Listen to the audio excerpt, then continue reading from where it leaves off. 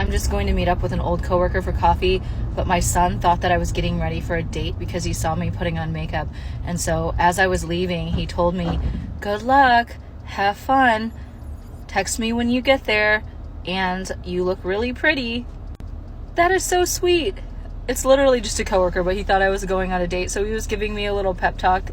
Yeah, that's learned behavior. Her son is used to seeing her get dolled up to go out for dates, and then when she comes back, probably share some of her experiences with him. I could be wrong, but I don't think you'd make those assumptions without a track record. Welcome back to another video with the Unspecialist, and this one is going to be entirely dedicated to everyone's favorite Wonder Bread white Asian woman. I'm going to be showing you exactly how she proves why many Western men have given up on modern dating. If you're unfamiliar with who she is, she's the Asian woman who went to war with the passport bros on TikTok. She's also the same woman who said this. But then Hee Kim's dad is going to take one look at your black ass and say no, absolutely not. And that will be the end of it. If you want to know more, you can just check out my previous video on her on my channel. Now let's hear what she has to say about her dating experiences. Once again, I'm going to let the video play through. If you've seen it already, feel free to use the chapters below to skip. I'm making chili because it's one of my son's favorites and it's less than 80 degrees here, so I figured I would show you quickly and also do a dating story time. Anyway, here's the chili in my Pioneer Woman cast iron Dutch oven, simmering away. Back at the end of 2019, I got a new job, and so I think I've told you guys I've moved from Daytona Beach on the east coast of Florida to Tampa, where I live now. And the company that I got the new job with, they gave me a signing bonus, and so I had enough money to actually pay real movers to come in and move me and pack up my stuff. So being that I was new to Tampa and I didn't know anyone, one of the movers kept flirting with me. He was really cute. He was like half Dominican, half Puerto Rican, I think, but good looking guy. He was really nice throughout and really, really helpful. So he asked me for my number at the end and then asked me on a date. And I was like, you know what? I don't know anyone. I'll just go have fun. So my first mistake was actually driving to him, but I didn't really think anything of it because he lived closer to Orlando. And so he had asked me, come this way because I want to take you to some of the kind of touristy areas in Orlando. So I drive there, we go on a date. It's pretty fun. We're like in this old town place in Kissimmee, if you guys have ever heard of it. And it was nice. It was a good date, but I could tell that he was being really, really careful about money the whole time. And he was like counting in his head every time we bought something. And so I was a little bit like, he might not be in a good space financially, and it doesn't have anything to do with me, but in my opinion, if your finances are not in good shape to the point where you have to be like adding things up in your head, you shouldn't be focused on dating.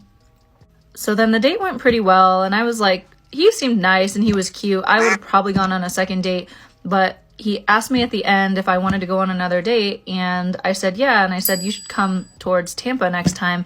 And that's when he revealed to me that he couldn't drive, and I was like, oh, why can't you drive? Well, it turns out he didn't have a license because he had a felony drug charge and had just gotten out of prison 3 months ago, and that's why he was working as a mover.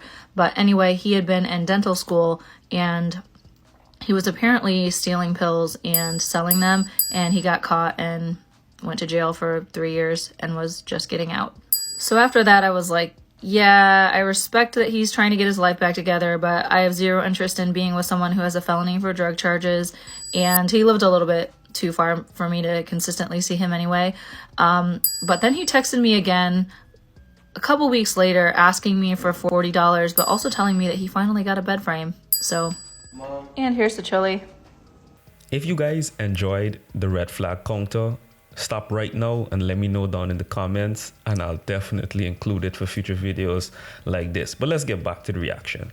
At the beginning, she said she just moved to a new place and didn't know anyone there, but one of the movers was really flirty, half Dominican, half Puerto Rican. And she said, you know what? I don't know anybody, but I'll go. Nah, sis.